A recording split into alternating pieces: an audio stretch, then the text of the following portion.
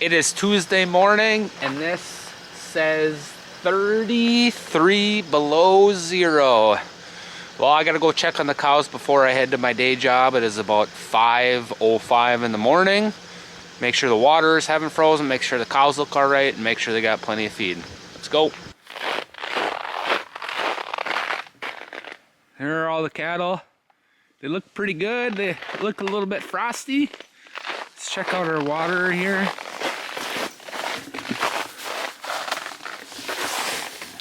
Look at that. We got unfrozen water. Looks good. Happy to see that. It's tough coming out here when it's this cold this early on my way to work, but it's got to be done. They look like they got plenty of hay here. What I'm going to do is just take the hay and move it a little closer. Then I'm going to head in, warm up a little bit, and then off to work I go. Welcome back to Your Family Farmer. Today's video is going to be about animal care in the dead of winter. We are in a low for the year so far, with temperatures dipping down to double digits below zero, and even in the coming night to 2 nights, 20 below zero, with wind chills pushing 30, 40 below zero. It's going to be extremely cold. So what we're going to do is I'm going to show you what I do to prepare my cattle for winter.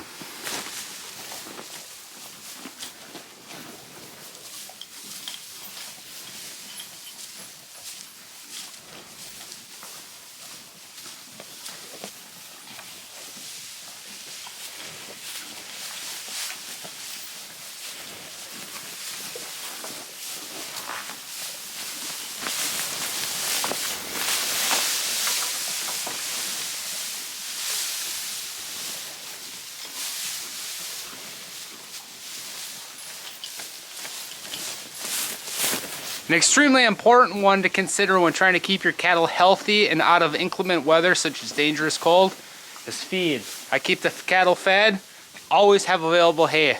What I do is twice a day, I give them some of the better stuff of hay. I give them some oat hay, alfalfa, etc. And I put it right here in the alleyway, but they always have access 24/7 to a bale feeder that I have parked over there. So they always have access to good quality feed. Cattle will eat 30% more when temperatures drop to zero or even below zero than they would if the temperatures were 32 and above. So that's quite a big difference. So a key to keeping these cattle happy in the dead of winter, keep them fed.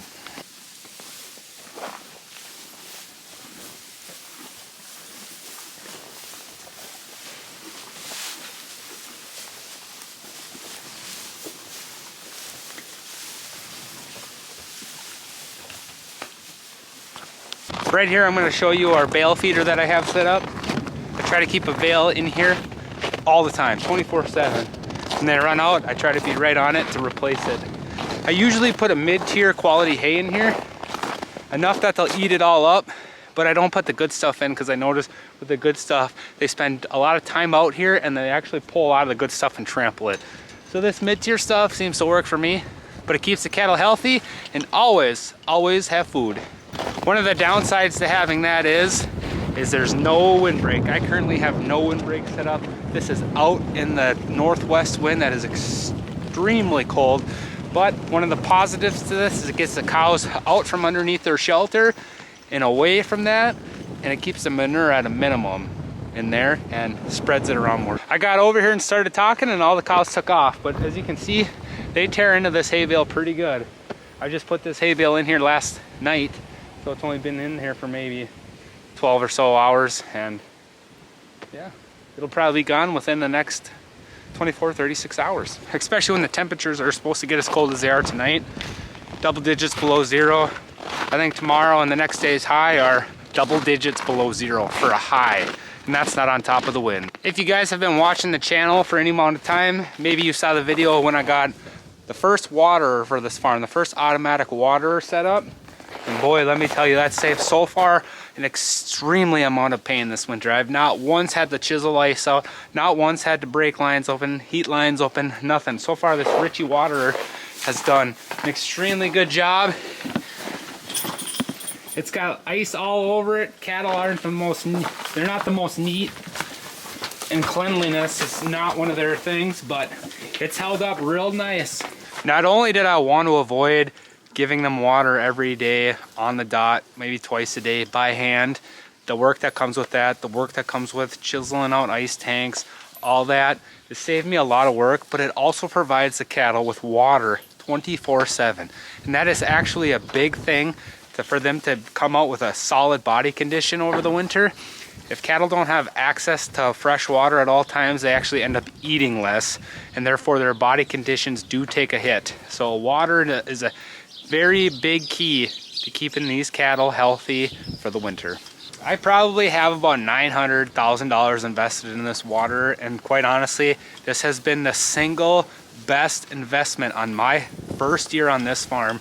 And that is absolutely amazing. I don't want to jinx it and have this freeze up over here in the next couple days. I'm hoping that doesn't happen, but up to this point, where we're getting into late January, the single best thing that I did in my first year of farming. Maybe something that you haven't thought of, but is probably one of the biggest things to do to keep your cattle healthy, is they need to assimilate. They need to be outside as the temperatures get colder. If you throw a cow outside in this temperature when they've been inside in a fairly warm place all winter, they are going to struggle. You need them outside so their winter hair can grow, get that thicker coat, and keep themselves warm, gets their body prepared for the brutal months ahead. Up here in Minnesota, if you ever drive around the countryside and look at any operations that have cattle, you'll notice something in common with every single one of them. That is, any cattle structure where cattle take shelter in the winter months is always facing to the south. And the reason for that is, in Minnesota, you have to keep your cattle out and away from the northwest wind. The northwest wind here in Minnesota is really the most terrible wind. Any other direction is manageable. When it's coming from the northwest, that brings you the absolute coldest air of the year. So you need to keep your cows out of that. If you had your structure facing the north or the northwest, they would have no windbreak, and it would just be a wind tunnel for them, and they would struggle in that. So next time you're out in the countryside, maybe in the upper Midwest, take a look. Almost all their buildings should be facing the south, or at least away from the northwest wind direction. Mine right here is facing due south. This structure has been here since the 70s. We used to have a little cattle hut on the other side of the property. That also was facing to the south. I cannot stress enough how important windbreaks are. Some people will say it is the single most important thing to keeping a cow healthy over the winter. There is one improvement that I do plan to make next year, and I didn't really figure it out until about now, is I have some 24-foot long panels here behind me, and that direction is the northwest wind. So I am actually going to be looking to purchase at least 1 or 2 panels, 24-foot long by, I think they're about 5 or 6 feet tall, windbreak. They'll keep the wind out of this area and get the cattle a little bit more room to be outside and out of the wind. Now, when you're looking at a windbreak, you got to be careful. They do have to have slits in them. If you have one solid platform, that actually creates a downdraft and doesn't really benefit as much as if you had little spaces in between. Some people use freestanding panels, some people use hay bales, some people use wagons, homemade structures, whatever it takes to keep that northwest wind away from your cattle. Here are 2 other things that your cattle need to do, or you need to do for your cattle to keep them healthy this winter season. Another one is they absolutely need to stay out of drifting snow. Kind of goes along the same lines as a shelter and windbreaks. Keep them out of that drifting snow that can get feet and feet and feet, 6, 8, 10 feet tall. You got to keep that away from them so they're not traveling to and from those to get the food or water or shelter. Keep the drifting at a minimum. If you got to get in there with your skid loader, your tractor to get rid of them, that's a must. Keep them out of that high snow. Along with that is they need decent foot traction. As you can tell here, I've been trying to keep a nice layer of hay that I've been using for bedding, so they do get a decent foot traction. If they get lumps and stuff, those lumps freeze hard and it's like walking on a rock pile. Well, cattle are not the most agile and they got tiny ankles for such a big cattle, so you're asking for foot problems, leg problems, injuries where you have to put cattle down. Just loss of cattle is not what you're looking for in the winter. So you got to keep those walkways free of drifting snow, lumps, chunks of miscellaneous frozen manure, chunks of hay, keep it level, flat, and nice to walk on. One thing I try to do here in my first winter on the farm is I tried to have a separate area that my 6 calves could go into. So I had it right over here, their own little spot, and it just hasn't worked out well. They don't go in there that much. They just seem to avoid it. They seem like they're entrapped, and this will be probably the only year where I have my calves with the cattle over the winter. I just wasn't set up for my first year to have them separate away. I need to get another watering system to do that and a better fencing system as well. But I think I'm just gonna end up tearing this down and giving it a little extra room for all the cattle. The intent was they could have their own little spot where they could get their own hay, get away from the stress of being with the rest of the herd, and have a nice place to lay down, but they don't seem to care. They like to be with all the rest of them. They like to even sit outside. The other day it was snowing out and I saw a calf just laying out there. The cold really doesn't bother them too much. Once you get down to below 20 degrees, that's when there starts to get a little cold stress on them, and I'm not sure I even buy that. If it's 15 degrees out and that wind isn't howling, cattle seem to have no problem. It's really keeping them out of the wind and out of the extreme cold and hoping that extreme cold doesn't last too long. But if you keep them dry and out of the wind, fed with plenty of water, they'll make it. It's all about living environment. The cold doesn't have too much effect on them. It's how you treat them in that cold weather. One thing that I've been keeping a big eye on is their body condition up to this month here in the back half of January. And so far, quite honestly, I've had a tremendous amount of good quality hay this year. I not once had my hay rained on, so it's all of a very good quality, and that's what they're getting. And honestly, they all looked extremely good. I don't know if I could pick one out that looks a little worse than the others. There's not a whole lot of them here. I got a total of 20 head. I got 13 cows, 1 bull, and 6 calves. And the crowding doesn't seem to be an issue at all. They got plenty of room, and they got plenty of hay with plenty of water and a good shelter. So far I've seen no ill effects. Granted, it is only the second half of January with a few months to go, but we're heading into the worst of it. Once you get past that hump, I think we'll be good to go. Here is a better look at the example that I had to keep my calves away from the rest of the herd. As you can see, there's probably just about minimal manure, so they've been in there a minimal amount of time. Cattle are also like a good roof. If you see snow on their backs and it's not melted, it's just snow, those cattle are just fine. Their winter coat is doing the job that it needs to do to keep their body heat inside. Now, if you start seeing wet cattle, they're always wet, maybe there's a health thing there, maybe they're not getting adequate. They're definitely on a trajectory downward, and that probably needs to be determined what's going on and then assess it further from there. But if you just see them with snow on their backs, there's no reason to panic.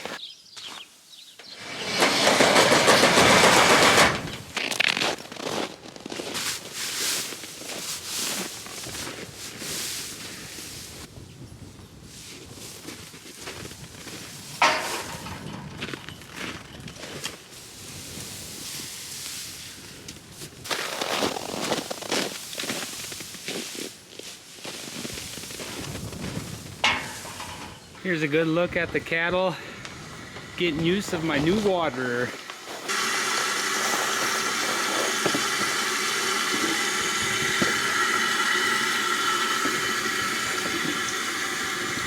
Not only do you need a very nice windbreak to keep your cattle out of the wind, but to pair that up and make it exponentially better is you need to establish yourself some sort of bedding pact. Now that may entail using corn stalks, or some ratty old hay that you got laying out back, or some meadow hay, or oat straw, whatever. This year, I've been using some older meadow hay, and it does just as good as any of the rest of them. It might be a little bit more work and a little bit tougher to load up come springtime with the skid loader, but a bedding pack is crucial. So I've established it over here over the last, I don't know, 2.5 months since I let them in here. I had this cleaned out right to the very bottom. Even had a bit of a lip in there, which is not ideal. I shouldn't say every day, but at least every 3 days. And when it gets extremely cold like it is now, I have been doing it every day. I'll put a nice layer of bedding down, of fresh hay to keep the cattle, give them something nice to lay on. It gets their manure in layers. Every day we get a little bit more manure, you put another layer on. And that actually, if you do that right, starts composting and does provide a little bit of warmth from underneath. I'm not sure if this is composting. In fact, I don't think it really is. But getting that fresh layer of hay on every day is extremely important, and it keeps the cattle dry, which is a must. We're gonna get this hay that I just threw over the fence, that old meadow hay, we're gonna spread it around, and then we'll do that again tomorrow when the temperatures are really gonna dive, and the next day. These next 3 days are gonna be the worst, so every day I will be putting a layer of meadow hay on.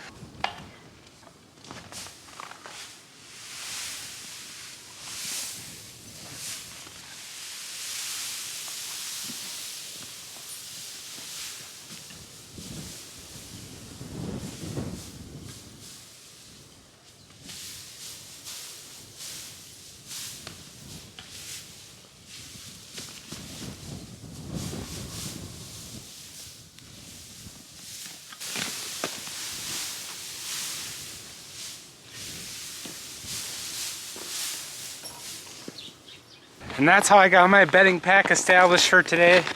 As you can see, it looks pretty nice actually.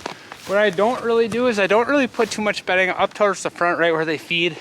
I've noticed that gets trampled a lot, and it actually adds and gets, the bedding pack gets too tall.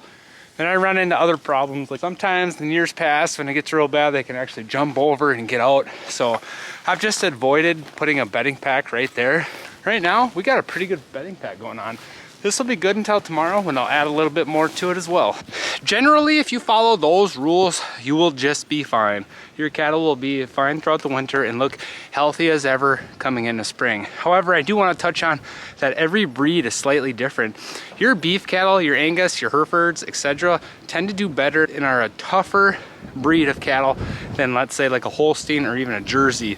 At least in my experience. Maybe some of you cattle guys will disagree on that, but my experience is Holsteins and like Jerseys, for example, are a little more finicky, needed a little bit nicer conditions to have the same results as your Black Angus or your Herefords. Something to keep in mind when you're starting your herd. And I just completed putting this bedding down, and as you can see, I got up my first guy that's enjoying it. We got a little Hereford calf here who immediately upon seeing the new bedding, he plopped right down and is maybe gonna take a little nap. I hope you guys have learned a little something today. If you like what you saw, please check out our prior videos or subscribe to the channel. We'd much appreciate that. If you have anything to add to or just a comment to be had, please hit that comment button below and shoot us a message. I hope you guys continue to watch our videos, and until next time, keep on farming.